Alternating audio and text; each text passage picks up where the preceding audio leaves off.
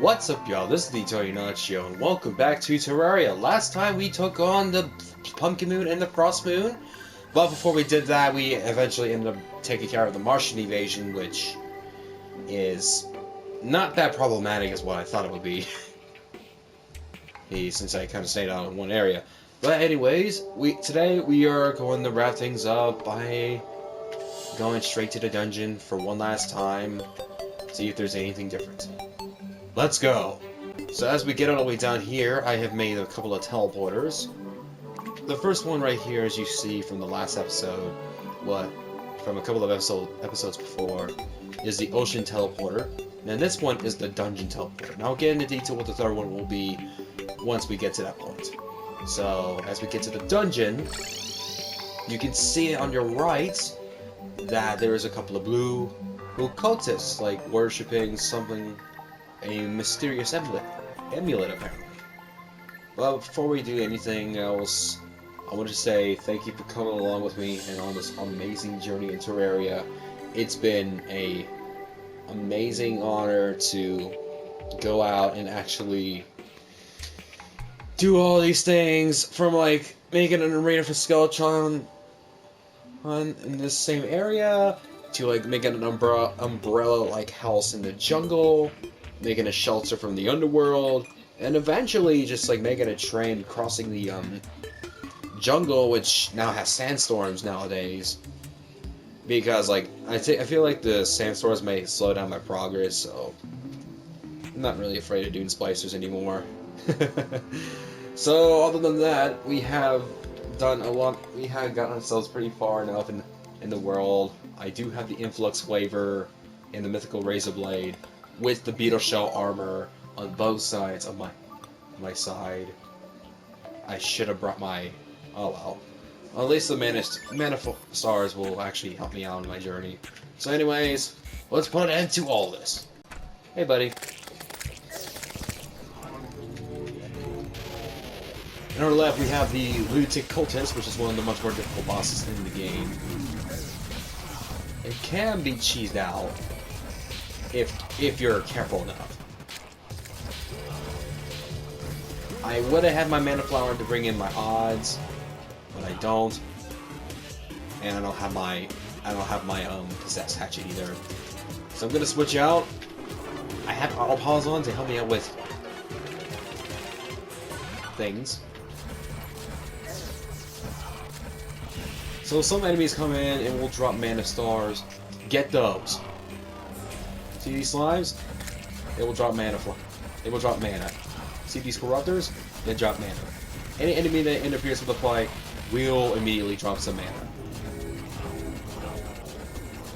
And eventually, he will do these where he makes two other clones of himself. Hit the real one, and you'll actually get yourself. Actually hit the real one.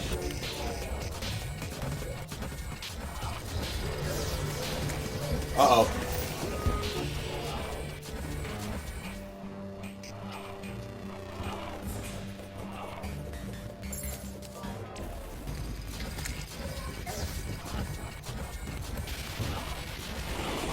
Yes! Alright. And just like that, the celestial creatures are invading. Nice. Okay. So, as you can see here, you'll see like specific... So, because of this, there are 4 lunar towers invading your world. One being the Vortex Towers, one is Nebula, one is Stardust, and the last one is going to be the Solar. On the left over here, we have the Nebula side of the lunar event. So this is probably one of the more tougher things up there. I almost forgot to record that one time. And they're using some of the more annoying enemies here. We got like dogs on the ground. We have eyes that shoot lasers at you. We have brain suckers, which could blacken your eyesight like a Metroid can, to like suck your darn brains out. And we have this Nebula pillar, which if you destroy it, will drop its own fragments. And as we wrap this up, we have finished up the first pillar. And from that, your mind goes numb. And as we continue venture down, we will see a bunch of pools and a lot of memories will flow in. As we continue to trot our way back to our area, let's fly up, make our way to the right. And as we continue on to our areas over here, we have encountered the Stardust Tower, which you can see from the enemies over here. These will probably start firing lasers at you while there's some crabs right here. And there's even a bunch of star cells, which are very common in this world eventually, apparently. These small worms that will eventually start speeding through if you're not careful, but they're they're lasers! Sorry. But there are lasers. It's a great area because like there's a bunch of star cells that will drop mana stars, so that way you can actually refill on mana easily. That's what provides a challenge. Alright, we have taken down our Stardust. We have taken down the Stardust Pillar. Yeah, I'm surprised it didn't die, despite the fact I have 67 health. And as we venture back here, we will eventually place down our ancient manipulator. I almost said shadow manipulator. I don't know what I'm talking about. I have no idea what I'm talking about. But we have some very amazing things like this Nebula, like the Nebula Arcanum, Nebula Blaze, which I did not see. So each fragment has their own respective set of armor and weapons that you can craft for the end game and stuff. Other than that, let's hold straight to the next tower. In this area, we have the Vortex Pillar, and it's basically enemies that actually fire weapons at you. And these things too. In this scenario, if you end up getting hit by these enemies, you will eventually have to go through a bunch of... You will eventually end up having to go through a debuff, what actually kind of messes up with your gravity on your side. So yeah, so it kind of looks like you're in a very messed up space buggy, except it makes you float in midair, which can be really problematic because the enemies will get a good angle at you and actually take you down with ease. So I do have the Nebula Blaze, and I'm using that just to take down the enemies around me. I'm using it to take down everyone, including everything else right here. But thankfully, if you're worried about like other enemies coming up from the sandstorm, don't worry, they're not going to help them. It just completely negates the enemies that does spawn during the sandstorm, like the Dust Elemental, Dune Splicers, and many other enemies. But yeah, it's getting pretty simple because like this Nebula Blaze is very powerful. Making a Celestial will actually make things will give you a more of an upper hand. And it kind of looks like we have unlocked the yeah, we did. Okay, let's go ahead and take this area out real quick. I am surprised. All right, we have gotten ourselves. Oh shit! So for here we have like the Vortex Beaters and the Phantasm. The Phantasm is actually much more useful than the Vortex Beater because even though this is pretty cool, even though this rifle looks super cool, it's just kind of the accuracy is not that very good. So I prefer the Phantasm. All right, and our last portal up here is the Solar Pillar. The very last pillar that we have to go against in this entire world is there's these Crawlipedes, which are our most annoying enemies in this entire event so far. But here it's obviously one of the most toughest areas you got to go against in this entire like event, because the enemies are at their toughest. The enemies are deal the most amount of damage. There's these floaties that apparently fly around and makes it a little bit harder. But you also want to go up and just like try not to kill yourself. You know what, I might as well just wait out here because I am new. Because I don't think this area in particular is fit for like all this.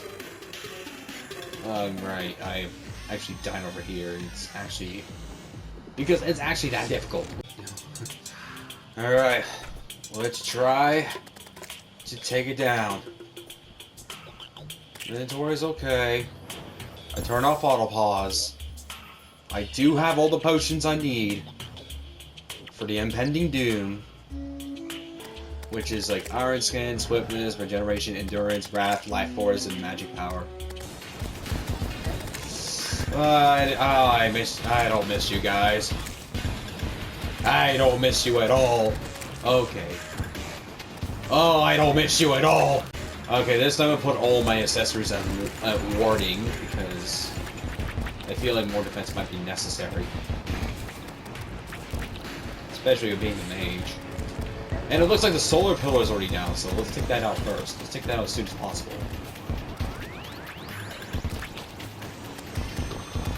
Ah!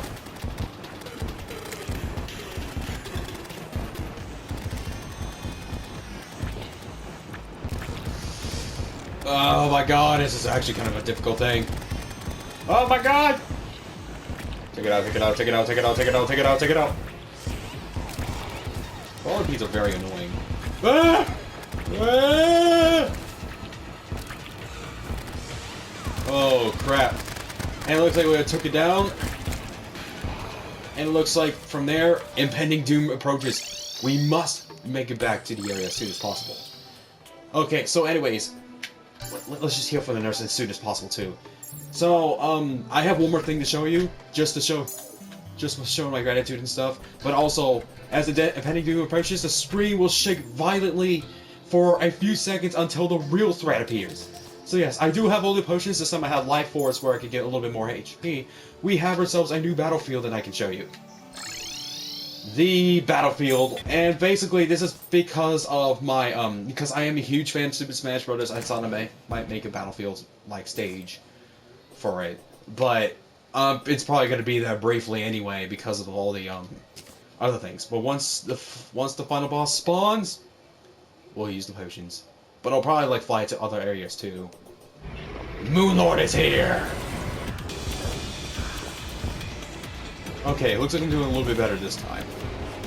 So, this is basically the very last boss in the game, obviously. And it's also one of the most challenging ones yet, too.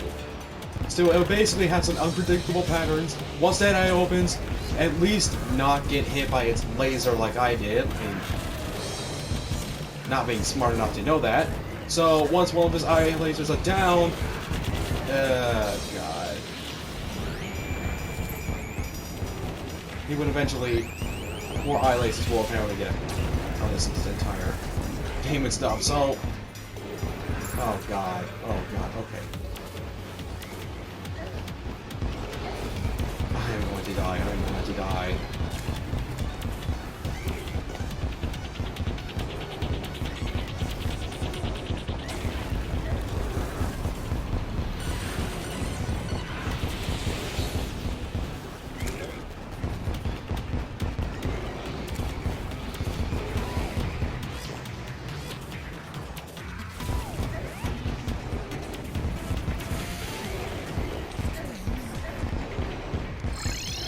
Okay, so...